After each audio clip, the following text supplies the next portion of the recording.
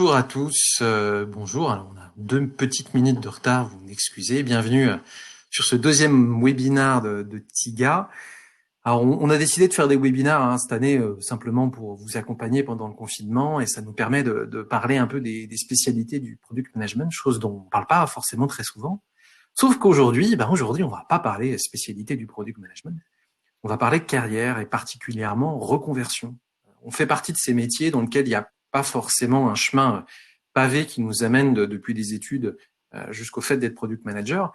Et chez nous, on a de bons exemples de gens qui sont devenus product managers ou product manageuses un peu par hasard, qui sont Amandine et Anne. Amandine était du côté RH et Anne du côté marketing and sales. Alors avant tout ça, je vous rappelle que tous les webinaires de TIGA qui vont s'étaler jusqu'à la fin du mois d'avril sont disponibles sur webinar.tiga.co. Vous pouvez vous inscrire facilement, c'est toujours gratuit. Et que dès qu'on a fini un webinaire, une demi-heure après, à peu près à partir de 14 heures, on met les replays à disposition sur les mêmes pages. Donc si vous êtes parent et que vous devez vous arrêter pour donner à manger à vos enfants, vous pourrez toujours tout retrouver et vous ne raterez strictement rien. On parlera pendant à peu près une demi-heure. Je vais poser des questions à Amandine et Anne pendant une demi-heure et ensuite on laissera place à vos questions. Donc, vous voyez sur Livestorm, vous avez plusieurs onglets. Vous avez un onglet chat et un onglet questions. Donc utilisez l'onglet questions. Vous pouvez en plus upvoter pour les questions qui vous plaisent et je les poserai à Amandine et Anne dans une demi-heure. Alors rapidement, même si on n'est pas là pour parler de TIGA, mais pour ceux qui ne nous connaîtraient pas, TIGA, on est des experts en product management et en product design. On a 3 grandes activités. On a une activité plutôt de conseils auprès des COMEX et des CPO sur beaucoup d'orga produits. C'est quelque chose qu'on nous demande de plus en plus. Et si vous êtes intéressé par les orga produits, sachez que le webinaire de demain à 12h30 est directement sur comment faire une bonne orga produit et aller au-delà de la théorie des OKR et des découpages d'équipes. Et qu'on a aussi qu'on organise un LPCX online demain soir sur les Impact Teams. Donc, on est vraiment full organisation demain. Et on fait aussi un petit peu de conseils sur la stratégie produit. Le cœur de notre métier, c'est l'immersion. On va vous prêter un ou une numéro 10 en produit dans vos équipes, mais pendant une saison. Donc, on essaie de traiter entre 6 mois et 12 mois, idéalement. Et enfin, de la formation. Et on forme depuis le niveau de PM, ce qu'on appelle PM Full Stack, jusqu'au poste de CPO. Et enfin, le webinaire, ça fait partie du partage qu'on fait chez TIGA. Ça a toujours fait partie de notre ADN pour ceux qui nous connaissent. Alors peut-être que certains d'entre vous sont déjà sur la newsletter ou lisent notre blog, donc blog.tiga.co. On a ces événements qu'on organise, donc LPC et LPCX, on est co-organisateurs de tous ces événements en France, en Espagne et en Belgique. Et nos livres Product Academy, livres blancs, vous pouvez télécharger directement sur Internet. On en a 3 sur Product Management, le Product Growth et les orga produits. Et le 4e devrait sortir incessamment sous peu, cette semaine ou la semaine prochaine, sur le Product Design. Et c'est pour ça qu'on va faire une série de 5 webinaires uniquement sur le Product Design à partir du 1er avril jusqu'au 30 avril. Donc, ceci étant dit, commençons par le commencement. Et je vais commencer par Anne, si ça vous va. Alors, Anne, est-ce que tu peux nous parler de ton parcours avant de devenir product manager? Bien sûr, déjà bonjour à tous. Alors, me concernant, donc j'ai à peu près 9 ans de carrière depuis ma sortie d'école. J'ai passé 3 ans et demi chez Google en tant qu'account stratégiste. Mon objectif était d'aider mes clients à optimiser leurs investissements de médias sur l'ensemble des produits de Google. Suite à cela, j'ai fait 3 ans et demi chez Canal, où j'ai été à la fois commercial, j'ai été bras droit de la directrice du digital du groupe. J'ai aussi fait des partenariats et j'ai fait aussi du produit. Et enfin, j'ai fait la formation du wagon en 2018 pendant 9 semaines. D'accord, très clair. Et toi, Amandine, tu faisais quoi avant? Alors bonjour à tous, bonjour Fabrice. Pour ma part, moi j'ai 6 ans d'années d'expérience au total, dont 4 en tant que recruteur. Donc Ouais. avant de passer côté produit, j'étais recruteur dans un cabinet de recrutement pendant 3 ans. Je recrutais plutôt des profils tech, des développeurs web, mobile, IoT, et j'accompagnais tout type de clients, que ce soit des startups, des grands comptes ou des PME. D'accord, c'est intéressant que tu étais du côté recrutement. Euh, Est-ce que c'est au cours justement de tes missions de recrutement que tu as entendu parler du product management ou ça n'avait rien à voir? Oui, tout à fait. J'ai eu l'opportunité en 2014-2015 de recruter des profils agiles. C'était plutôt des Ouais, profils coach agile, Scrum Master. On ne parlait pas beaucoup de product owner, manager à l'époque ou product designer. Et lors d'un entretien avec un coach agile, il m'a sorti des cartes et m'a animé un atelier de priorisation. Et c'est là où j'ai commencé à me dire, waouh, mais qu'est-ce que c'est que ces méthodologies? ouais. Et l'émergence des méthodologies dites agiles à l'époque était assez forte, donc j'ai commencé à me renseigner à ce moment-là. Donc c'est déjà à ce moment-là que tu as entendu parler de product ownership?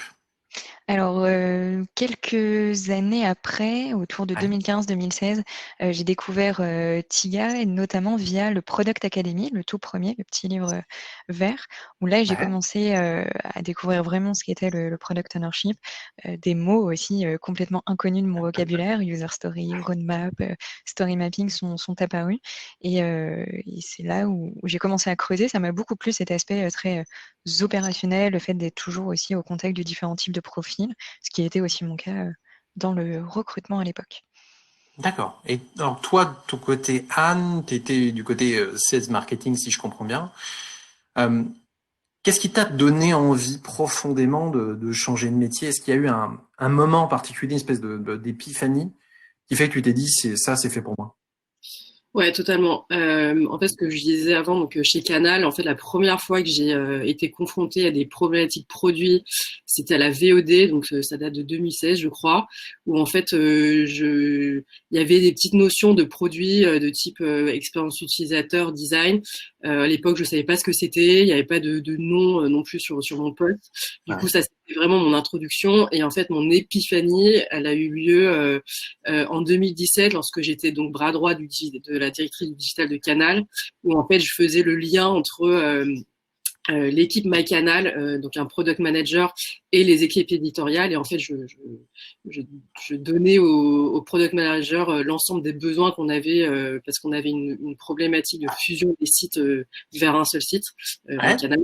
Et donc là, vraiment, c'est donc ma deuxième expérience vraiment produit. Et là, je me suis dit, OK, donc là, j'aime vraiment bien ce que je fais. C'est hyper intéressant. Il faut que je creuse.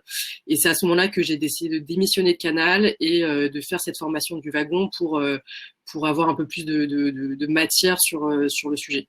Et qu'est-ce qui a fait que tu t'es dit, c'est PM que je dois faire? Parce que tu aurais pu choisir d'être, je sais pas, product marketer, product growth, et tu t'es dit, c'est PM que je dois faire. Il y avait des raisons précises qui ont fait que tu as basculé dans cette direction? Ouais, en fait, j'ai pas mal parlé au product manager de Canal pour essayer de comprendre quelles étaient en gros ses missions au quotidien, quels étaient ses objectifs. Et comme je faisais déjà le métier de product marketing, je voyais à peu près la différence.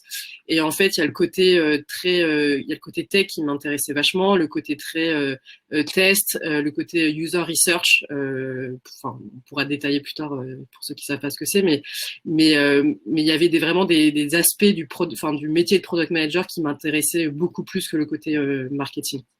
Ok. Et le côté, voilà, tu parlais de marketing, on a tendance à parfois critiquer un peu le marketing. De toi qui était de ce côté-là, entre guillemets, parce que c'est facile de taper qu'on est du côté tech sur les marketeurs, ils font n'importe quoi, enfin bref.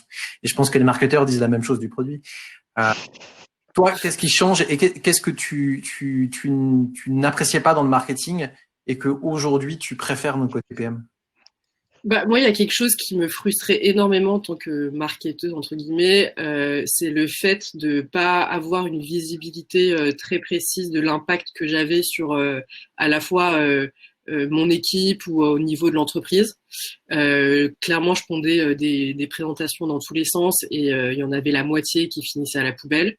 Et du coup, j'ai retrouvé dans le métier de product manager le côté très tangible, le côté très gratifiant du travail que j'avais pu faire pendant plusieurs mois. Ok, très clair. Et donc je comprends que tu as passé du temps avec les product managers et autres. Bon, ça s'est pas fait effectivement en un jour. C'est passé comment cette bascule-là? Est-ce qu'il y a eu, je sais pas, il y a plusieurs étapes qui se détachent? Combien de temps ça a pris? Ouais, en gros, on peut dire qu'il y a eu 4 grandes étapes sur les 3 années qui m'ont mené entre mon idée, enfin la première fois que j'ai touché au product management jusqu'à mon vrai premier poste de product manager. Ouais. Du coup, ces 4 étapes. La première, donc, ce que je disais, c'est une introduction à la VOD sur des notions de product management, donc des choses très simples, très basiques, de l'expérience utilisateur, du design, du flow, comprendre un petit peu comment l'utilisateur interagit avec le site. Ensuite, la deuxième étape, ça a été du coup ce poste de product marketing manager / bras droit de la directrice du digital, où là vraiment j'étais encore plus dans le produit et j'étais vraiment au contact des équipes tech MyCanal et des product managers. La troisième étape, évidemment, ça a été le wagon. En fait, j'avais cette intuition que je voulais faire ce métier-là. Le wagon, ça m'a permis de confirmer que vraiment je voulais percer là-dedans et faire ma carrière au moins pour les 10 prochaines années là-dedans. Et enfin, évidemment, mon premier poste de product manager dans une startup qui s'appelle Tiller System, pour ceux qui connaissent, où j'avais un rôle de product manager sur le produit principal de Tiller. Et là, j'avais mon équipe tech, un product designer. Enfin, j'étais vraiment intégré à une équipe R&D. Ok, très clair. Alors pour les gens qui nous écoutent, je vois qu'il y a beaucoup de questions sur la partie wagon et PM. On va y revenir. Hein. C'est évidemment une question que je vais poser à Anne parce que je pense que ça intéresse tout le monde. Pour ceux qui se posent la question, différence entre PM et PO, très rapidement. PO est un rôle, PM est un métier. Product owner est censé être une responsabilité des product managers. C'est la responsabilité du delivery. Si ça vous intéresse, sachez qu'on fait un webinaire spécifique sur la notion de delivery et PM, PO. Donc pareil, un webinars.tiga.co, vous pourrez le retrouver.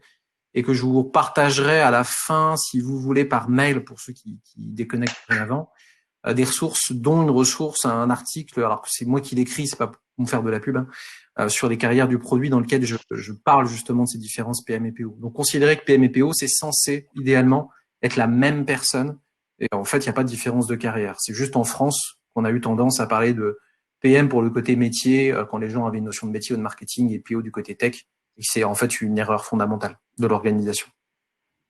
Alors, Amandine, de ton côté, toi, tu viens pas du tout du côté marketing and sales. Hein. T'es connue à l'époque. Moi, j'étais pas chez Tiga, j'étais connue RH. Comment elle s'est passée la bascule? Qu'est-ce qui s'est passé concrètement? Alors un peu comme Anne, ça s'est pas fait en un jour, ça a pris du temps. Déjà, j'avais conscience qu'en quittant le monde du recrutement, je pouvais pas prétendre à un poste comme ça, aller frapper à la porte d'une boîte et leur dire: «Recrutez-moi, je vais être, votre super prochaine product manager», c'était complètement faux. Du coup, j'ai rejoint Tiga avec cette volonté donc de passer côté produit, et le deal avec Hugo et Camille, notre DRH actuel, c'était pendant 1 an, tu continues ton métier que tu connais, le job de recruteur. Tu vas recruter tes futurs collègues, des product managers, des product designers. Tu vas te former à leur côté. Donc j'ai suivi en parallèle de toute cette année les formations internes, les formations externes qu'on dispense à nos clients. Et puis le deal, c'était au bout d'1 an, si tout se passe bien, tu bascules côté produit. Et ça s'est bien passé. Ce qui m'a aidé à faire cette bascule, c'est aussi faire du shadowing avec des consultants en mission. Parce que Ouais. suivre des formations, c'est bien, c'est très théorique. Et ce qui, moi, personnellement, m'a fait progresser, c'est de passer à la pratique. Donc en allant faire du shadowing avec d'autres consultants, c'était être à leur contact, vraiment être en immersion avec eux, bien comprendre comment ça s'organise en termes de quotidien, comment les interactions se passent avec l'équipe. Par exemple, écrire une user story, la première fois, ça prend pas 2 minutes. Ça fait transpirer, on ne sait pas comment va réagir l'équipe, et finalement, puis maintenant, on a l'habitude. Alors, toi, tu conseillerais de quelqu'un qui veut effectivement comprendre le métier d'aller faire cette notion de shadowing. Même je parle auprès des. Toi, t'étais recruteuse, c'est particulier dans un cabinet de conseil, mais demain, t'es recruteuse dans une entreprise chez Deezer, par exemple, d'aller faire ce shadowing auprès des PM. Oui, oui, oui. Je pense que c'est une bonne solution pour vraiment se rendre compte de ce qui se passe côté opérationnel. Euh, Ça peut être assez frustrant au final d'arriver sur un nouveau poste et de se dire ah mince, on m'avait dit en formation que j'allais faire des ateliers, ça avait l'air trop bien, faire des interviews utilisateurs, mais des, des ateliers de story mapping, vous n'allez pas en faire 3 par semaine, ou alors il y a un gros problème. Les interviews utilisateurs, vous les faites normalement à des moments, c'est assez cadencé à certains moments de la vie de votre produit, vous en faites pas tous les jours pour vous faire plaisir. Oui. Euh, du coup, moi, c'est peut-être quelque chose que j'avais un peu idéalisé. Et le fait d'avoir pu faire du shadowing, me rendre compte avant de faire le vrai switch, ça m'a permis de mieux faire passer la bascule. Ça a été ça a amené des difficultés. Le fait que justement t'aies pas été à l'origine PM ou même pas tech, ça fait partie des difficultés que tu as dû surmonter quand tu as changé de poste. Oui, surtout sur la partie tech. J'avais beau avoir recruté des profils tech, on rentre pas dans le détail. Quand on est Ouais. product manager ou même recruteur, notre job, c'est pas d'aller coder. On a notre équipe tech qui est là pour ça. Et en termes de crédibilité, c'est à nous d'avoir un vernis suffisant afin d'avoir un minimum de base pour, pour comprendre ce que fait l'équipe. Mais je répète, c'est pas à nous d'aller écrire les lignes de code. Donc, c'est bien d'avoir ce vernis, mais pour moi, c'est pas nécessaire d'aller jusque dans les sous-couches de votre mur de peinture. Après, il faut aussi se dire ok, bah, j'accepte de pas tout savoir parce que finalement, le product management, c'est très large. On fait pas que écrire des user stories. Il y a l'aspect data, il y a l'aspect research, il y a plein de facettes et être compétent sur toutes ces facettes, c'est pas possible dès le début. Et donc, il faut au départ se dire, ok, j'accepte de pas tout savoir et de toute façon, je vais être entouré de profils qui sont compétents dans chacune de ces facettes et c'est ce qui va me permettre de me former et de grandir sur ce métier. Alors, pour répondre un peu, parce qu'il y a toujours des questions et un débat sur le côté dev. Alors Anne dira en quoi elle ça lui a servi. C'est pas une nécessité. Considérez que c'est pas une nécessité de savoir. Mm. Et par contre, si vous n'avez pas de culture tech et quand on vous parle de commit, de pull request et autres, vous savez pas de quoi on parle. Si on parle de Git et vous savez pas ce que c'est, si on parle de branching, de master et qu'effectivement vous êtes complètement perdu et tout ce que effectivement vous dites c'est jouer à Perceval bêtement pour vous montrer que vous savez, effectivement, ça sert à rien. Il faut que vous soyez capable d'avoir au moins de l'empathie pour les développeurs. Et de l'empathie pour les développeurs, c'est comprendre ce qu'ils vivent. Alors, encore une fois, moi, je sais pas coder, hein. Je n'ai jamais su coder. C'est un choix que vous pouvez faire d'avoir une culture. C'est aussi un choix que vous pouvez dire que vous aurez toujours plus de développeurs que de gens qui vont faire via user research, la strat, voir des utilisateurs, regarder la data à votre place. Donc, à un moment, c'est un vrai choix d'investissement que vous pouvez faire. Je pense qu'effectivement, Anne, puisqu'on va directement enchaîner sur toi, toi justement, tu as aussi eu à faire ce genre de difficultés. Tu étais peut-être vue comme la marketeuse ou la sales. Est-ce que tu as eu des difficultés spécifiques à ça? Est-ce qu'elles sont très différentes de celles d'Amandine? Elles sont pas radicalement différentes. Pour moi, j'identifie deux principales difficultés. La première, elle est purement personnelle, c'est l'ego. Globalement, c'est-à-dire que on repart de zéro, qu'on va devoir se recréer des repères, enfin tout réapprendre. C'est comme un gros morceau. Hein. J'ai quand même 8-9 ans d'expérience, donc c'est mettre tout ça de côté.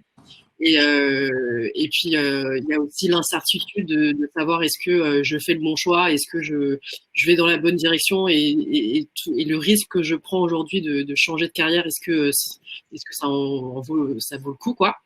Donc ça, c'est la première partie. Pardon, hein, la première partie, mais on peut surmonter cette difficulté avec de la patience, beaucoup d'efforts et beaucoup d'humilité. Ça, c'est super important. Et la deuxième difficulté, pour moi, elle est professionnelle. En fait, maintenant, on est en compétition, enfin, on est en face de recruteurs qui recrutent des product managers. Donc, on est en face de gens qui sont très pragmatiques et qui veulent des gens qui sont opérationnels. Donc, les 8-9 années d'expérience que j'ai, on les met un peu de côté. Au mieux, c'est un plus, mais en tout cas, c'est pas autant valorisé. Et Et du coup, pour la petite anecdote, je me suis retrouvée plusieurs fois en finale de process de recrutement. Et en fait, on préférait choisir une personne qui était beaucoup plus jeune que moi, qui avait beaucoup moins d'expérience, mais qui avait 1 à 2 années d'expérience en product management. Et du coup, c'est assez frustrant parce qu'on dit qu'on n'est pas plus bête, qu'on peut aussi très bien faire. Mais oui, mais les entreprises sont pragmatiques. Et encore une fois, il faut juste patienter, persévérer et se dire qu'on a fait le bon choix. Il faut avoir confiance en ses choix et confiance en soi. Et ça finit par payer. Alors, de l'autre côté, tu me dis effectivement que c'était des blocages. Le fait que tu aies eu ce vernis, pour reprendre l'expression d'Amand, ces connaissances, cette pratique-là que tu as eue avant d'être PM, est-ce que au contraire, ça t'aide aujourd'hui, en tout cas sur certains aspects? Ouais. Pour moi, j'ai identifié, il y a 3 éléments que j'ai appris sur mes 8-9 dernières années d'expérience, qui sont en fait les piliers fondamentaux du job de product manager. Ouais. Donc, le premier élément qui est la compréhension du besoin, qu'on soit marketeur, qu'on soit en sales, qu'on soit au partenariat, qu'on soit, je sais pas moi, en finance. Si tu ne comprends pas le besoin de ton interlocuteur et si tu ne comprends pas ce dont il a besoin, c'est impossible que tu lui proposes une solution adéquate et qui corresponde à ce qu'il attend. Donc ça, c'est le premier élément. Le deuxième élément, ça va être la compréhension de ton environnement et des contraintes. Et ça, je l'ai appris lors de mon dernier poste chez Canal, quand j'étais en binôme avec la directrice du digital. Mon job, c'était de dessiner et de proposer une orientation stratégique pour le groupe en termes de positionnement éditorial sur l'ensemble des plateformes digitales. Si je ne comprenais pas de quoi était fait mon environnement, quelles étaient les contraintes de chaque équipe et quelles étaient en gros les difficultés auxquelles je pouvais faire face, je ne pouvais pas proposer un plan stratégique cohérent et applicable.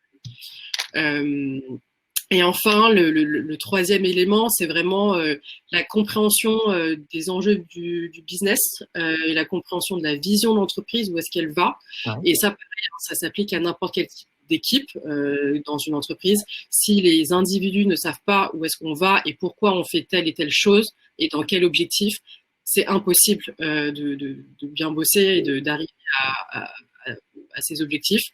Et finalement, pour conclure, en gros, ce qui va vraiment différer, c'est la partie opérationnelle. Évidemment, un plan marketing n'a rien à voir avec la release d'une nouvelle fonctionnalité sur un produit d'un point de vue opérationnel. En revanche, les deux équipes doivent être alignées sur les raisons pour lesquelles elles font ça. Et donc, ce côté business, c'est intéressant par rapport au côté wagon, parce que souvent, on va chercher à avoir un vernis technique.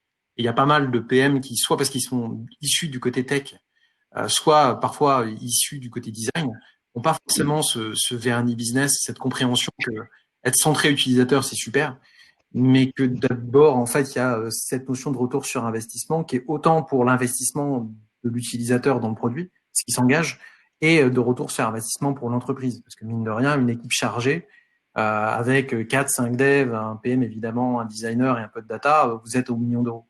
Donc d'arriver à avoir, je sais pas, tout le monde connaît peut-être ce diagramme de Venn avec le produit doit être désirable, faisable et viable. En fait, nous, on est à la confluence des trois.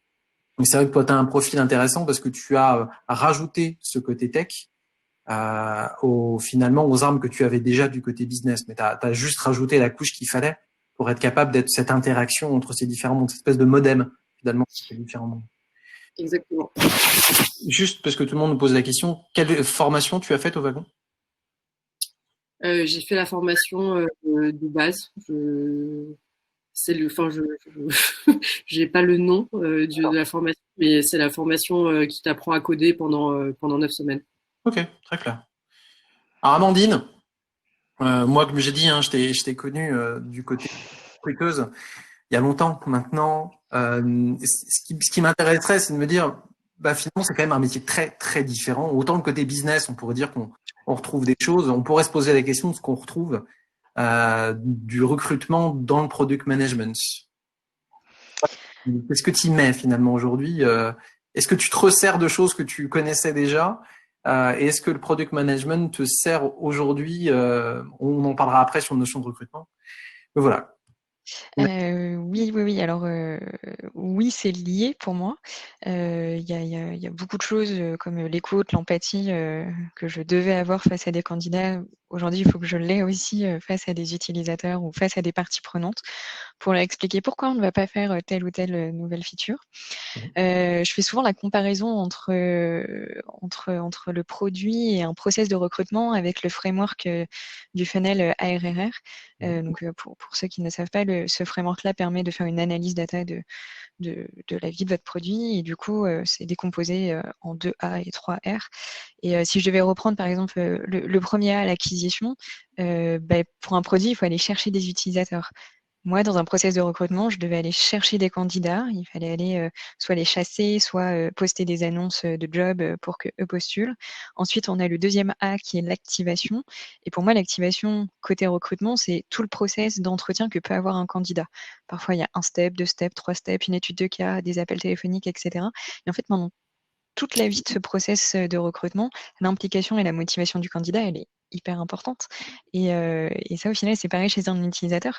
Il faut réussir à avoir le petit truc qui fait que l'utilisateur va rester et ce qui nous amène au premier R de ce funnel qui est la rétention. Et au final, c'est la fidélisation de nos utilisateurs sur notre produit.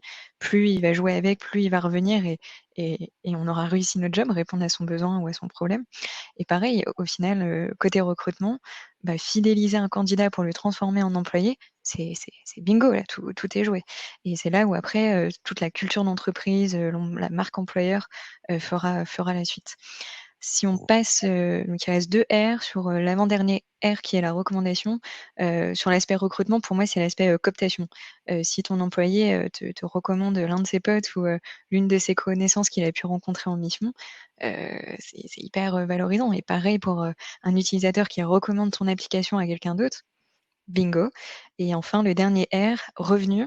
Revenu plus sur l'aspect valeur. Bon, sur un produit, la valeur financière, elle est assez évidente pour une appli qui va vendre des billets de train, par exemple, ou une application de jeu en ligne, par exemple. Puis pareil, au final, pour un employé, le but, c'est qu'il apporte quand même de la valeur à l'entreprise, qu'elle soit financière ou tout autre d'ailleurs. Mais, mais du coup, je trouve que cet entonnoir-là s'applique parfaitement aux deux. L'exemple du billet de train n'a rien à voir avec le fait que tu travailles chez SNCF. Absolument pas. Alors moi c'est vrai que quand j'ai appris que tu basculais du côté PM, je trouve ça génial, mais ça m'avait surpris. Est-ce que aujourd'hui encore les gens sont surpris de ton changement de parcours? Oui, beaucoup, on me dit souvent, «Oh là là, mais c'était hyper, courageux, de faire ça parce que tu as basculé dans l'inconnu, tu savais pas, comment ça allait marcher». Enfin, peut-être que ça ne t'aurait pas plu, peut-être que finalement tu te serais fait même, recaler dès la fin de ta période d'essai, enfin, on ne sait pas ce qui peut se passer. D'accord. On me dit aussi souvent, «Waouh, c'est incroyable, la confiance que ta boîte, a mis en toi» parce que finalement, OK, ils t'ont recruté sur un job que tu savais faire, mais ils t'ont projeté aussi sur un autre que tu savais pas vraiment faire et c'est un pari, enfin, c'est un investissement, sur l'avenir au final et que ce soit de ma part, mais aussi, de la part de Tiga en l'occurrence. Et toi, Anne, est-ce qu'ils sont surpris? À la limite, toi, c'est presque moins lointain. C'est des parcours qu'on voit parfois un peu plus souvent. Souvent, d'ailleurs, du côté telco, c'est amusant. Hein, quelqu'un comme Martin Bertonnet, qui est aujourd'hui CPO de Le Bon Coin, il a commencé chez Bouygues Télécom, il est passé par Mythique. Est-ce qu'on te le fait remarquer, ce côté, entre guillemets, surprenant ou bizarre d'être devenu PM sur le tard? Pas vieille, hein, quand je dis sur le tard, mais bon, Bah, c'est pas tant de la surprise parce que comme tu disais, ma trajectoire de carrière devient presque banale et standard. En revanche, ils sont plus admiratifs de la démarche. Après 8-9 ans d'expérience, on commence à être dans une zone de confort quand on est dans un métier ou dans un secteur. Et là, mes amis ou en tout cas les gens de mon entourage proche qui m'ont vu vraiment changer de métier, repartir de zéro, refaire une formation. Ils sont assez admiratifs parce que enfin c'est joli de voir ça dans les magazines et de voir des articles de gens qui ont changé de carrière, mais quand il s'agit de sauter le pas, c'est un peu plus compliqué. Donc voilà. Après, encore une fois, il y a rien de il y a rien d'extraordinaire, hein, c'est ce que, enfin, je suis pas partie faire des fromages ou vendre des noix de coco sur la plage, donc Pour tout va bien. Et tu le referais à posteriori aujourd'hui, tu le referais le chemin? Ouais. Franchement, malgré les difficultés que j'ai vécues, hein, on va pas se mentir, c'est pas facile. Il faut beaucoup de patience, il faut faire beaucoup d'efforts, faut tout réapprendre. Franchement, aucune hésitation. Et vu mon niveau d'enthousiasme, mon niveau de joie quand je bosse sur du produit, enfin même l'environnement, les lectures, tout ce que je fais me réjouit énormément. Et du coup, je me dis, bah, j'ai bien fait de changer de carrière, quoi. Et toi, Amandine, pareil? Oui, pareil. Pareil, comme l'a dit Anne, moi aussi je suis beaucoup plus épanouie. Il faut travailler, il faut être curieux. Mais oui, le fait de faire, je trouve que je fais quelque chose de plus concret au quotidien. Enfin, là, je sors l'application de mon téléphone, je peux montrer, on a fait ça, maintenant tu peux faire ça. Oh là là. Enfin, c'est, ouais, oui, je le referai. Alors, je saute un peu, j'en profite parce qu'il y a des questions qui vont dans ce sens-là. Toi, aujourd'hui, tu es PM, Amandine. Mhm. Si finalement tu devais, comment dirais-je, imaginons que tu es un autre, t'es un clone qui soit toujours recruteuse, ok? Qu'est-ce que tu lui dirais, quel conseil tu lui donnerais et qu'est-ce que tu chercherais chez quelqu'un en reconversion? Comment tu valoriserais chez un candidat aussi ce choix de reconversion? Alors c'est vrai que je donnerais des conseils à mon clone pour éviter certaines choses. Par exemple, je fais la différence entre les hard skills et les soft skills, qui pour moi sont vraiment deux choses différentes. Si j'étais encore recruteur, je ferais plus attention aux détails dans les hard skills. Maintenant que j'ai pu appréhender certains outils, je sais comment fonctionne la mécanique, bah, j'irai justement chercher dans la mécanique comment c'est huilé. J'irai chercher plus de détails. Et à l'inverse, si bah là demain je devais recruter pour recruter ma future équipe ou des futurs collègues, j'insisterai davantage sur les soft skills qui pour moi sont des choses qui sont liées à la personnalité, qui sont plutôt naturelles, et ça va être difficile de se forcer à être plus empathique, plus à l'écoute, plus organisé, moins comme ci, moins comme ça, alors que apprendre à utiliser Jira, Airtable, Product Board, c'est difficile aussi au début, hein, mais ça s'apprend. Et ça s'apprend, je pense, plus facilement que être empathique. D'accord. Et toi, demain, ton clone aurait un candidat en reconversion. Tu lui dirais quoi? Comment tu le recruterais? Qu'est-ce que tu chercherais dans son passé? Voilà. Et est-ce que tu ferais comme malheureusement encore beaucoup de recruteurs ont tendance à prendre les gens qui ont fait école de commerce, école d'ingénieur, sortie d'école et je te prends en PM? Comment tu gérerais les choses? C'était pour moi la question ou... Je pense que j'insisterai, donc comme je l'ai dit, plus sur les soft skills, mais j'essaierai de vraiment de plus creuser sur la motivation du candidat. Pourquoi tu veux vraiment changer de métier? Qu'est-ce qui t'intéresse vraiment? Est-ce que justement tu as fait ce travail de curiosité avant pour te renseigner vraiment sur le job? Est-ce que tu sens vraiment déjà que ça va te plaire? Parce que tout à l'heure, on en parlait, il y a des côtés assez frustrants dans notre job ou un petit peu plus moins fun. Faire des tests, écrire des anomalies, enfin c'est pénible en vrai, hein.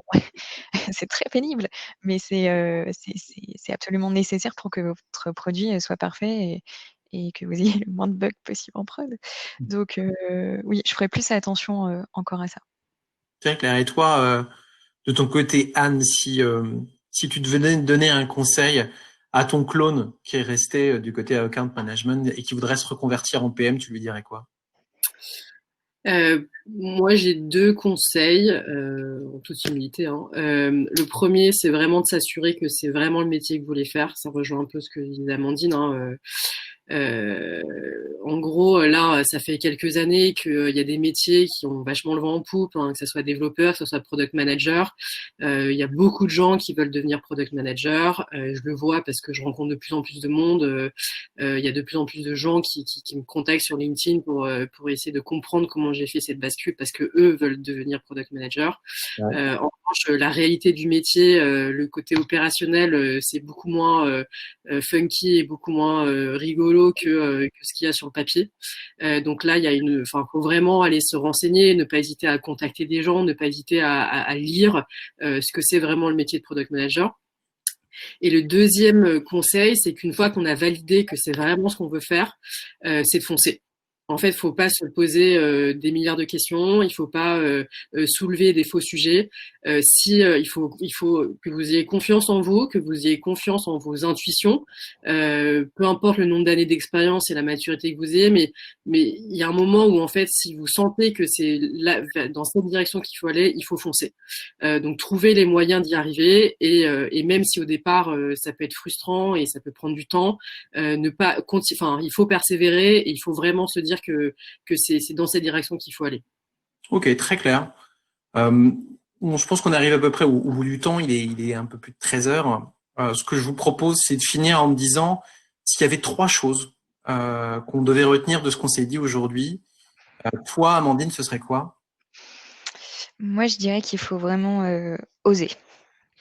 Oser, aller passer du temps sur LinkedIn, identifier des profils qui ont fait cette reconversion ou alors qui sont dans le produit depuis X années et qui ont derrière eux un vrai bagage. Contactez-les, demandez-leur de prendre 10 minutes au téléphone et posez-leur leurs questions. Osez le faire, continuez d'être curieux comme on le disait avant. Aujourd'hui, il y a plein d'outils en ligne pour se former, alors encore plus avec ce contexte en ce moment. Formez-vous, soyez curieux et osez. Ce seraient mes 3 tips. Et toi, Anne? Bah, globalement la même chose. Je rajouterais l'humilité. J'en ai beaucoup parlé, mais je pense que c'est un trait de caractère qu'il faut développer ou avoir, je ne sais pas. Mais en fait, quand on est dans une démarche de reconversion, il faut accepter que on ne sait plus grand-chose, qu'il va falloir tout réapprendre, qu'il va falloir se recréer des repères. Et en plus, quand on est product manager, on se rend compte que souvent les idées qu'on a ou les volontés qu'on a, parfois elles fonctionnent pas. Donc il faut accepter qu'on va se tromper, qu'on va probablement de temps en temps se casser la gueule, mais c'est pas grave. Tant qu'on garde le cap, tout va bien. Ok, très clair. Moi, merci à toutes les deux. Ce que je vous propose, Merci. c'est on prenne les questions. Donc, je vais les prendre dans l'ordre. Mmh. Je reviens peut-être de remettre une couche là-dessus sur les notions de formation tech. Est-ce que c'est nécessaire Non. Pour moi, non, c'est pas nécessaire, mais comme je le disais, il faut avoir un vernis, au minimum pour que vous ayez de la crédibilité auprès de votre équipe, technique. Si vous savez pas différencier ce que c'est le back, le front, qu'est-ce que c'est une API, à quoi ça sert, là, on va rigoler de vous et surtout vous allez vous faire, mener en bateau quand il va falloir, aller estimer vos tickets, en poker planning Ouais, et bah, bon courage. Bon courage. Mmh. clairement. Alors, est-ce qu'on peut rappeler la différence entre PM et PO? Alors, je vais vous partager parce c'est une question qui arrive plusieurs fois et je suis désolé, celle-là, je vais la prendre moi. Je vais vous partager, alors, une slide sur les métiers et les compétences en produit. Alors, peut-être que certains d'entre vous ont déjà vu cet article ou déjà vu ce framework, qui est notre framework en interne. Ce qu'il faut comprendre, c'est que ce que je vous montre là, c'est la totalité des compétences qui rentrent dans le product management. Et que c'est évident que vous ne pouvez pas être bon partout. C'est totalement illusoire. Ce qu'on va vous demander au cœur des choses, c'est d'être capable de délivrer, donc d'être capable d'assumer le rôle, cette activité de product ownership qui revient à alimenter le développeur. Parce que si vous délivrez rien, vous créez aucune valeur. Donc c'est vraiment la cacahuète. Et autour de ça, vous avez du chocolat. Et si vous prenez l'exemple d'Amandine, évidemment, Amandine, elle arrive avec déjà du chocolat dans certains domaines, dont les soft skills, de façon évidente, par exemple, parce que c'est évident, comme elle l'a dit, elle a énormément d'empathie, c'est des choses qu'elle est capable de voir et qu'elle a pratiqué pendant des années. Alors, elle a développé d'autres choses depuis, bien évidemment. La notion de process, parce qu'un process de recrutement, comme elle l'a dit, avec les AR metrics, qu'on appelle aussi les Pirate metrics, ça va faire partie de ce côté-là, et qu'elle a rajouté une notion de culture tech, de culture design, de data et autres pour être capable d'être une bonne product manager. Vous prenez l'exemple de Anne, bah finalement Anne, elle avait des grandes forces peut-être du côté marketing, growth et data. Avec le wagon, ça lui donnait une petite couche du côté tech. Et aujourd'hui, elle est capable effectivement, avec son profil à elle, d'être une bonne PM. Et pourquoi on fait pas la différence entre PM et PO chez Tiga? C'est qu'on considère que tous les PM doivent être capables de délivrer. Donc, pour nous, PM, c'est pas strat et PO, c'est opérationnel. Pour nous, c'est exactement la même chose. Simplement, il est évident que il va falloir vous entourer de gens qui sont capables de vous donner de bonnes informations. Moi, je prends mon exemple. J'ai fait du droit à une école de commerce. Je suis entrepreneur à la base. Je ne sais pas coder et je suis pas très bon designer. Donc, je vais toujours avoir besoin d'avoir un bon lead dev avec moi et d'avoir un designer dans mon équipe. Si je devais redevenir PM demain, j'aurais clairement besoin de ça. Par contre, si vous n'assurez pas le product ownership, vous n'êtes pas un M&M's, hein, vous êtes un Smarties. C'est pas grave d'être un Smarties, c'est bon aussi, c'est juste pas un M&M's. Ce qui fait qu'on va considérer que vous serez potentiellement peut-être manager. Hein, si vous êtes PO et que votre manager s'appelle PM, en fait, c'est que vous êtes PM et que votre manager s'appelle Head of. C'est une question de label. On s'en fiche un peu des labels, hein. Mais c'est important de comprendre ce qu'il y a derrière. Si vous avez PM et PO dans la même équipe, par contre, vous êtes en train de refaire MOE, MOA. Vous êtes en train de reproduire ce qu'on a cherché à tuer finalement avec l'agilité et vraiment sacrifier avec le product management. On veut que la personne qui pense soit la personne qui fasse pour éviter ces allers-retours incessants et ces pertes d'informations. Donc, on va pas faire la différence. Il y a une autre question, et je finis là-dessus, sur la différence entre le product marketer et le product manager. Un product marketer n'a pas la cacahuète. D'accord? Le product marketer ne s'assure pas des notions de PO. On va demander au product marketer d'être capable de créer le message, c'est-à-dire de comprendre dans les notions de fonctionnalité qu'est-ce qui correspond à des bénéfices qu'on est capable de marketer auprès d'un utilisateur ou d'un consommateur, et il va être enabler des messagers. C'est-à-dire que évidemment, on va parler de roadshow, de fiches produits et de tous les outils de sales enablements qui vont être donnés directement sur le site et aux sales si vous avez des sales, mais aussi toutes les notions de go-to-market. Être capable de savoir quel est le rythme lorsqu'on va faire une nouvelle version ou qu'on va faire un nouveau produit ou qu'on va ouvrir un nouveau marché, d'être capable d'être la personne qui va s'assurer de la com et travailler avec les PM pour être capable de faire le rollout. Donc le product marketer, c'est plus celui qui va s'occuper du packaging du M&M's que du M&M's lui-même, d'une certaine façon. Par contre, on vous demandera toujours en tant que PM de penser un minimum aux notions de bénéfices pour l'utilisateur, sinon vous finissez évidemment par vous enfermer dans une notion de delivery. Et ce qui nous motive en tant que PM, c'est pas de livrer des choses, c'est d'avoir de l'impact. Livrer, c'est un moyen, et avoir de l'impact, c'est la fin du product manager. Je vous remettrai cette ressource-là dans le chat et je vous enverrai un mail avec toutes les ressources qu'on va partager pendant ce talk. Hein, donc, ne vous inquiétez pas, vous aurez tout sous la main. Alors, je continue sur les questions.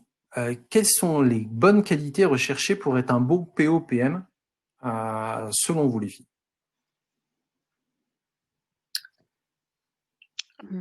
Je peux répondre si tu veux. Vas-y. Vas-y. Pour moi, il y a quelques qualités fondamentales. Il y a évidemment aimer son produit. Je pense que c'est la base, hein. Si vous bossez sur un produit et que vous aimez pas le produit sur lequel vous travaillez, ça va être très difficile à la fois d'être efficace et puis de se projeter dedans, d'avoir des idées, de développer le produit dans le bon sens. Le deuxième point pour moi, c'est l'empathie. Donc, ça reprend ce que j'ai dit tout à l'heure, mais bien comprendre les besoins des utilisateurs, bien comprendre les besoins aussi en interne, quels sont les besoins nécessaires pour bien répondre à la demande. Ensuite, il y a la communication. Donc, pour reprendre le diagramme de Venn, on est quand même le product manager, il est un peu au milieu de tout un tas d'équipes et d'activités. Donc, si vous entendez mal et si vous communiquez mal auprès de l'ensemble de toutes ces personnes, il y a de fortes chances que ça ne fonctionne pas. Voilà. Est-ce que tu vois d'autres choses, Amandine? Non, je pense que tu as fait le tour, ouais. Ça me paraît pas mal. Très bien. Est-ce qu'il y a des ressources qui vous ont particulièrement aidé dans votre démarche de reconversion, que ce soit des livres, des blogs, des formations potentiellement? Alors moi, s'il y a un truc qui m'a vraiment aidé, que je conseillerais n'importe qui veut se lancer dans le product management, c'est le livre de Marty Kagan qui s'appelle Inspire. Un, parce qu'il est intemporel. Il est vrai aujourd'hui comme il était vrai il y a 20 ans. Ouais. Et en fait, il explique tout. Enfin, c'est la base du product management. Et globalement, si vous maîtrisez son bouquin, vous serez un bon product manager. Ok, très clair. Et toi, Amandine, il y a autre chose peut-être? Oui, alors moi j'ai la chance de participer régulièrement à des meet-up puisque je participe à l'organisation des meet-up LPCX et c'est vrai que d'écouter que ce soit des devs, des CPO ou des product managers de différentes boîtes, de tailles de boîtes différentes, ça m'a permis d'apprendre beaucoup de choses, de voir aussi différents types de produits. Il n'y a pas Ouais. que le mobile, par exemple, dans la vie. Je Oui, principalement les meet-up et ce qui est bien aussi avec les meet-up, c'est le fait d'être, aux côtés d'une communauté, qui être amoureux, c'est un peu fort, mais qui est attachée au produit et donc de pouvoir échanger avec eux, à la fin des talks, ça, c'est aussi, beaucoup de valeur pour moi et Ok. qui peut être une source de progression, le fait de rencontrer des personnes différentes, de pouvoir échanger avec eux, c'est je conseille. Ah, il y a Charlène et Antoine aussi posaient la question. Antoine, pose les questions sur questions, comme je t'ai dit. Sinon, je ne vois pas tes demandes. Euh, Comment montrer efficacement ses compétences? Un portfolio est-il pertinent? Mmh. Ouais, moi je trouve que c'est pas mal. Si vous êtes un peu bidouilleur, peut-être, montrer que vous avez déjà essayé de créer votre propre produit. Alors, si vous savez pas coder, par exemple, vous avez essayé de faire un prototype, pardon, avec, des outils comme Sketch, comme Adobe, par exemple. Hem, Montrer que vous avez essayé de faire des petites choses, je pense que ça peut vraiment vous mettre en valeur et montrer que vous vous intéressez vraiment au fond du job. Ok, très clair. Euh, je repasse sur les questions. Non, on a posé le portfolio, ok. Je vous remets donc le nom du bouquin, c'est Inspired. Je vous l'ai fait à la franglaise. Inspired de Marty Kagan. Il y a la seconde édition qui, je ne sais pas si elle a été traduite finalement. Je sais qu'il a traduit beaucoup, il a fait beaucoup de traductions de son bouquin. Donc Inspired, seconde édition de Marty Kagan. Je vous l'ai remis sur le chat. Je vous remets de toute façon les ressources par mail post-webinar. Donc vous inquiétez pas. Nicolas Elasi, tu demandes comment collaborer avec les product designers. Je vous conseille le webinar donc qui est sur justement intégrer le product design dans l'orga produit d'un côté et un autre qui est l'intégrer dans l'agilité ou dans le product management agile. Parce que là, tu auras toutes les réponses à tes questions. Pareil, un webinar spontiga.co. N'hésitez pas, hein, encore une fois, c'est gratuit. Il y a Alexandre Taurine. Alexandre nous demande, qui est chez Michelin, et qui nous demande, est-ce qu'un product manager doit-il maîtriser son produit? Alors, je suppose qu'il y a plusieurs questions dans celle-là, parce qu'il y a plusieurs choses potentiellement à maîtriser. Alors, qu'est-ce que vous en pensez, les filles? Alors moi, spontanément, je dirais oui, mais en fonction du produit, enfin, ça dépend vraiment de la taille de ton produit. Hem, ça dépend vraiment de quel périmètre, tu es responsable. Est-ce que c'est la totalité du produit ou juste, une partie? Par exemple, si je prends effectivement la mission dans laquelle je suis aujourd'hui, chez, l'assistant SNCF, il y a aujourd'hui, 7 feature teams qui travaillent les unes à côté des autres sur cette application. Moi, j'ai un périmètre, les autres product owners, product managers ont d'autres périmètres et je ne suis pas compétente sur, certains de leurs enfin, sur les autres périmètres tout simplement, parce que moi, je suis vraiment focus que sur un périmètre de l'application et elle fait, beaucoup de choses. Donc, je maîtrise ma partie, pas la globalité, dans ce cas-là. Mais si je prends l'exemple de ma précédente mission chez Banking, où là, j'avais, la quasiment la totalité de l'application et bon, en partie un focus sur la partie, coach, bah, au final, oui. Oui, là, j'avais la globalité du produit, il fallait que je maîtrise la globalité, oui, parce que c'était plus restreint aussi. Donc ça dépend vraiment. Il y a pas mal de questions sur Meetup. Juste rapidement, vous avez donc les LPCX, Ouais. il y en a 10 au total, les LPCX qui tournent quasiment tous les mois. Amandine fait partie de l'organisation de LPCX Paris, mais vous en avez dans toutes les grandes villes en région, vous en avez en Espagne, et il y en a à Bruxelles. Vous avez les Product Tank, qui sont les plus anciens à l'origine. Alors moi, je suis cofondateur de Product Tank Paris en février 2013 et cofondateur de la ProduConf LPCX. Donc, je fais la pub des deux. Vous avez des Product Tank, alors peu en région. Par contre, pour ceux que ça intéresse, ils font une grosse conférence annuelle qui est Mind the Product, dans lequel vous pouvez avoir accès à un certain nombre de talks. Pareil, la ProduConf, on partage nos talks en vidéo. On a une chaîne YouTube, vous n'hésitez pas. Pareil, sur les LPC X au moins Paris, sont partagés tous les mois. Et il y a même une version podcast maintenant. Donc, vous avez Exact. excuse, ça fait des années qu'on en crée et vous pouvez aller retaper dedans. Donc, n'hésitez pas et effectivement, soyez curieux, allez chercher sur Meetup. Il y en a qui se créent, alors parfois dure pas très longtemps, mais peu importe. L'important, c'est que vous ayez du contenu. Voilà, il y en a pas mal. Product Stories qui est plus sur le côté startup à l'origine et qui tourne autour du produit. Donc, ils ont parlé entre autres de product marketing. Voilà, il y a un petit peu de tout. C'est très complémentaire tout ça. Et sachez que parfois, vous avez les mêmes talks, mais parfois, les mêmes speakers font des talks différents. Je pense à Christopher Parola qu'on a demain soir au LPCX Online, donc à 18h, qui est accessible aussi sur webinar.tiga.co parce qu'on a décidé d'en faire de la pub comme on co-organise, donc vous pouvez vous inscrire. Et là, le principe, c'est qu'on nous refait parler d'une conférence dont il a parlé il y a 2 ans à la ProduConf en donc 2018 pour voir ce qui s'est passé depuis. Mais vous avez des gens qui parlent un peu de tout. Enfin, il n'y a pas de raison. Il y a plein de boîtes intéressantes à Paris, donc faites-vous plaisir, n'hésitez surtout pas. Alors, il y a d'autres questions. Alors, une particulière qui est de Christelle Guyot, qui est chez Sogelink. Combien de produits en moyenne pour un PM à lancer, à faire évoluer, etc. Je suppose que c'est en même temps, Christelle, que tu posais la question, ou c'est les uns après les autres? Considérons que c'est en même temps, ce sera plus simple. Alors vous, à votre avis, combien de produits en moyenne pour un PM? Spontanément, pareil, je dirais 1. Déjà, Ouais, c'est pas mal. C'est vraiment pas mal. d'accord. Et après, ça dépend aussi où est-ce qu'on en est sur l'échelle de vie du produit. Si on est en fin de vie et qu'on en lance un nouveau, bah là, du coup, il y a les deux qui vont vivoter ensemble. Mais 1, ça me paraît déjà pas mal. Et toi, Anne, t'as quelque chose à dire? Moi, je peux compléter la réponse, hein, mais Je suis totalement d'accord avec Amandine.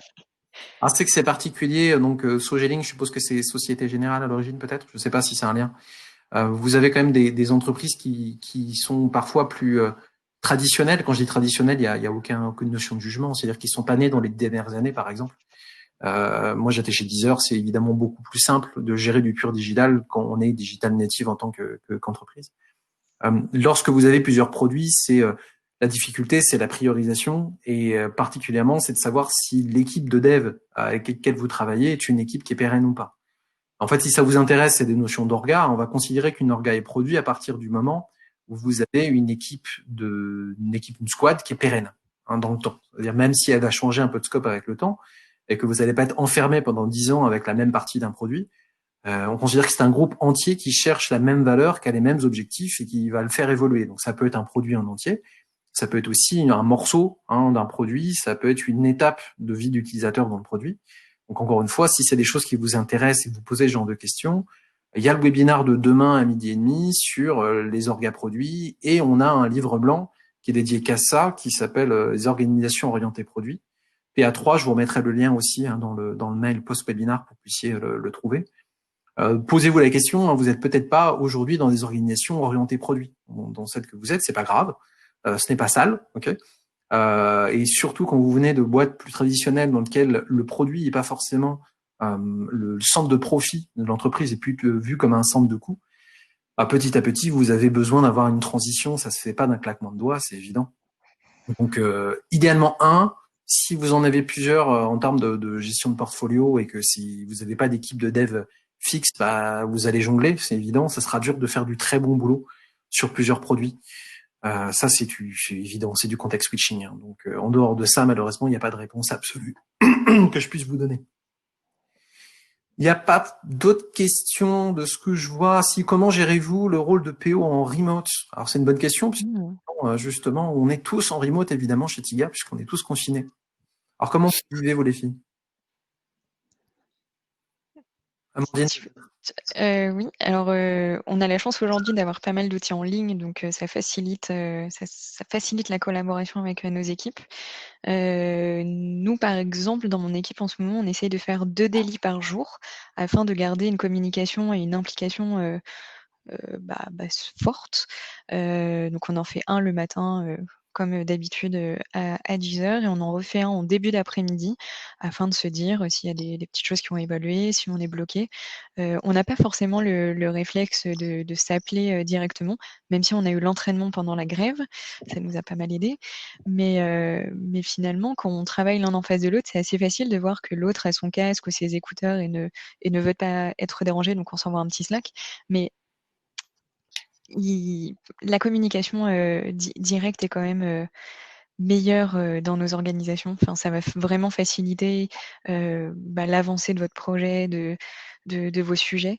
Peut souvent y avoir des incompréhensions. Ah, t'avais compris ça, mais non, en fait, c'était pas bleu, mais c'était bleu turquoise. Ah oui, mais j'avais pas compris. Enfin, vraiment, il faut s'appeler, il faut se parler davantage. Donc, voilà un tips, par exemple, qu'on a mis en place, nous, dans notre équipe. Je sais pas, t'en as peut-être d'autres, toi, Anne, de ton côté? Non, pas plus pertinent que les tiens. Sachez qu'il y a pas mal de gens qui partagent des ressources actuellement. Oui. Ceux qui sont très forts en remote, c'est Itch, puisqu'ils sont depuis l'origine en remote. Basecamp aussi. Enfin, il y a pas mal de choses où dont on peut s'inspirer. Et c'est pas juste de mettre effectivement Slack et Zoom qui font qu'on est bon en remote. Mais comme c'est pas forcément pile dans le sujet, je vais pas passer trop de temps. Il nous reste 2 minutes. Je voudrais prendre une dernière question qui est celle justement d'Antoine, de Pops. Les filles, est-ce que vous avez un tips pour mettre l'utilisateur au cœur des réflexions ou des actions quotidiennes, particulièrement parce que, évidemment, il y a pas mal de stakeholders qui ont tendance à s'éloigner un petit peu de cœur de vie et d'intérêt de l'utilisateur. C'est une très, très bonne question. Pour moi, si vous avez la possibilité de faire des interviews users, c'est super. Si vous n'avez pas le budget prenez quand même le temps d'aller au Starbucks en bas du bureau ou au premier magasin ouvert en bas de chez vous après le confinement, et aller montrer à l'utilisateur. Ça prend pas beaucoup de temps, mais aller chercher des vrais insights de vos vrais utilisateurs. Il y a une vraie différence entre vos vrais utilisateurs finaux et vos parties prenantes, et même si vos parties prenantes ont des très bonnes idées, il faut vraiment les confronter avec le besoin, les problèmes de vos vrais utilisateurs. Donc si vous avez cette possibilité-là, go, go, go. Et puis travailler, si vous avez la chance d'avoir une équipe de product designers à vos côtés, bosser à fond avec eux, c'est hyper important. Et toi, Anne? Ouais, je compléterais peut-être. Il y a un concept qui s'appelle le dog fooding. En gros, ce concept, c'est de demander à ses collègues, les employés de l'entreprise, d'utiliser leurs produits en fait. Et d'ailleurs, c'est le moyen le plus simple et le plus rapide et le plus économique, je pense, d'avoir des feedbacks sur son produit. Voilà. Ok, très clair. Ouais, je compléterais en donnant des exemples de ce que vient de dire Anne. Si par exemple votre produit a un mode payant, offrez-le à tous vos employés, ça va les inciter à utiliser votre produit. Certains n'auront jamais utilisé votre produit, donc c'est là où vous ferez des frayeurs en plus. Ou alors je donne un exemple que j'ai pu vivre dans ma première mission. J'étais chez Betclic, un acteur de paris sportifs. C'était en 2018. 2018 égale Coupe du Monde. Pendant la Coupe du Monde, tous les employés avaient une certaine somme d'argent à dépenser chaque semaine. Et du coup, toute la société, une centaine de personnes, jouaient, pariaient en ligne. Et du coup, il y a eu plein de feedback, plein de retours, plein d'idées d'amélioration pendant cette période. Et finalement, ça a tellement bien marché qu'ils l'ont refait à différentes périodes lorsqu'il y a des événements sportifs conséquents. Et c'est vraiment une super source de retour. C'est vraiment top. Il y a quelqu'un qui est devenu riche et qui a démissionné ou pas? Je ne crois pas. Alors juste pour finir, la formation, c'était Full Stack Web Developer, a priori, qui est cette formation cœur du wagon, puisque Caroline Douai nous a donné la réponse sur le chat. Merci beaucoup. Merci de votre attention, évidemment, de venir toujours aussi nombreux à ces webinars. Comme promis, toutes les ressources, je vous les envoie par mail dans quelques temps. Donc, a priori, en début d'après-midi. Le replay sera disponible, j'espère, à partir de 14 heures, toujours sur webinars.tiga.co. Tous les webinars que je vous ai cités qui peuvent vous intéresser sur l'orga, je vous mettrai l'article sur les carrières aussi. Et j'ai demandé à Amandine et à Anne de me donner quelques ressources supplémentaires qui les inspirent au quotidien. Je vous les mettrai aussi dans le mail. Comme ça, vous pouvez continuer à apprendre. On est qu'un seul des acteurs, et Dieu sait qu'il y a beaucoup d'acteurs aujourd'hui sur le product management en France et dans le monde. Donc vous avez des ressources partout, profitez-en. Et je vais vous faire le même speech que tout le temps actuellement. C'est le bon moment, profitez-en. Merci beaucoup, merci à vous Merci. les filles. Et puis écoutez, n'hésitez pas à nous pinguer tous les trois sur LinkedIn pour poser des questions complémentaires. Et pareil, Cathy, ping me on LinkedIn and I'll answer you one-to-one to your question. Merci beaucoup à vous. Merci. À bientôt.